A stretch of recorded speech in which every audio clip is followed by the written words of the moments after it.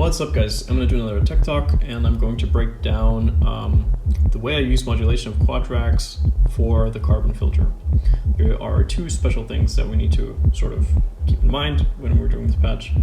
The first is I really like to use clocked LFOs for this because they can lead to very interesting results. I'm using Steppy to clock the clocked LFO mode in Quadrax. But if you notice, the clock is even, and then in the fourth bar it changes. So it's sending not on the downbeat, but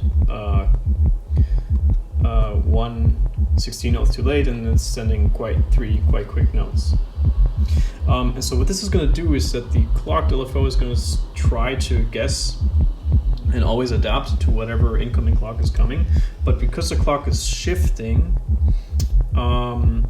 this is going to lead to shifts in the clocked LFO. And it's going to be twice as fast and start a tad late because the downbeat is missing. And it's going to lead to these like weird changes in LFO movement.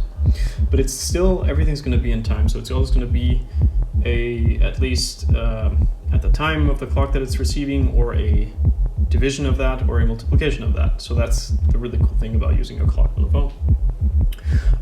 The second really important thing, which is like, I guess, super basic thing, which I fucked up for a long time, is that the LFO is of course bipolar, and because we're going to be modulating a low pass filter in carbon, you only want the LFO to modulate the positive range and not going to the negative range, because you're not going to hear it anyways. And so to do this, we need to attenuate the LFO signal, and then you can see that the output of the LFO is both positive and negative. But if we offset it 2.5 volts, then we see that the LFO is now purely positive. And this is exactly what we want. Kind of a basic thing, but I missed it for a while, so something to keep in mind for sure. All right, so let's take a listen. Let's see what it sounds like. This is a normal DFAM patch running with a bit of sound, a bit of noise, and one oscillator in square, the other oscillator in triangle. Also modulating the pitch. So quite a bit of movement in this patch. I would say it's a typical DFAM patch, but nothing too super crazy. But now, if we close carbon filter, quite closed, and then we start throwing in that filter movement that we talked about. The type of LFO is a normal saw wave LFO.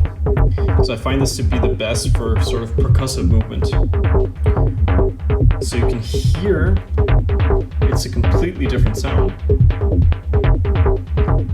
And all this modulation and crazy interesting stuff that's going on from this DFAM sequencers is also being let through, sometimes and sometimes not, by this crazy variation of clocked LFO modulation of the carbon filter. Completely different sound. So if we again return to the other sound, that's the original one. Quite straight, a bit monotonous, sorry. And this is the new version. Yeah, so it's way more funky.